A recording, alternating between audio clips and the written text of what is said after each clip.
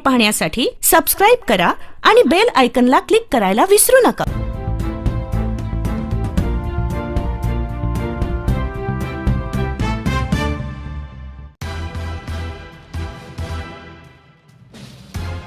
आता नाशिक जिल्ह्यातील मालेगाव येथून एक धक्कादायक बातमी समोर आली आहे.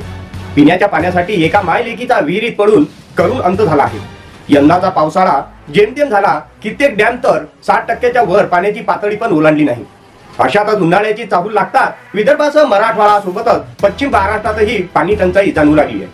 बघूया बातमी सविस्तर. मालेगाव तालुक्यातील झोडगे गावा शेजारी असलेल्या विहिरीवर पाणी भरण्यासाठी गेलेल्या मायलेकीचा पाय घसरून विहिरीत बुडून मृत्यू झाल्याची घटना गुरुवार दिनांक 4 एप्रिल